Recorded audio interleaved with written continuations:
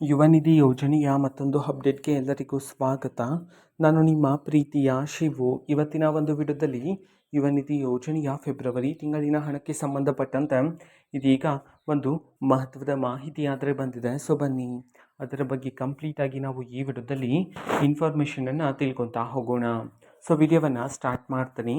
ಅದಕ್ಕಿಂತ ಮೊದಲು ನೀವಿನ್ನೂ ನಮ್ಮ ಚಾನಲ್ಗೆ ಸಬ್ಸ್ಕ್ರೈಬ್ ಮಾಡದೇ ಇದ್ರೆ ಈ ಕೂಡಲೇ ಚಾನೆಲ್ಗೆ ಸಬ್ಸ್ಕ್ರೈಬ್ ಮಾಡ್ಕೊಳ್ಳಿ ಮತ್ತು ಲೈಕ್ ಮಾಡಿ. ಈಗ ನಾವು ಇನ್ಫಾರ್ಮೇಷನನ್ನು ತಿಳ್ಕೊತಾ ಹೋಗೋಣ.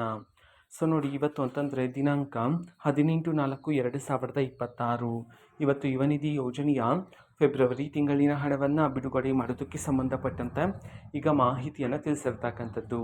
ಯಾವ ಯಾವ ಜಿಲ್ಲೆಗಳಲ್ಲಿನ ವಿದ್ಯಾರ್ಥಿಗಳ ಖಾತೆಗಾದರೂ ಇವತ್ತು ಯುವ ನಿಧಿ ಯೋಜನೆಯ ಫೆಬ್ರವರಿ ತಿಂಗಳಿನ ಹಣವನ್ನು ಇವತ್ತು ಬಿಡುಗಡೆ ಮಾಡಲಾಗ್ತಿದೆ.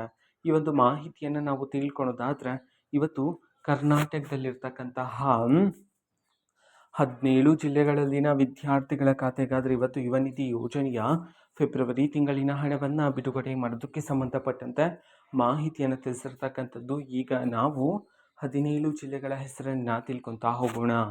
ಸೊ ಮೊದಲಿಗೆ ಧಾರವಾಡ, ದಾವಣಗೆರೆ, ದಕ್ಷಿಣ ಕನ್ನಡ, ಕಲಬುರಗಿ, ಕೋಲಾರ, ವಿಜಯಪುರ, ವಿಜಯನಗರ, ಬೆಂಗಳೂರು ನಗರ, ಬೆಂಗಳೂರು ಗ್ರಾಮಾಂತರ, ಬೀದರ್, ಚಾಮರಾಜನಗರ, ಚಿಕ್ಕಬಳ್ಳಾಪುರ, ಚಿಕ್ಕಮಗಳೂರು, ಚಿತ್ರದುರ್ಗ, ಬೆಳಗಾವಿ, ಬಾಗಲಕೋಟೆ, ಬಳ್ಳಾರಿ.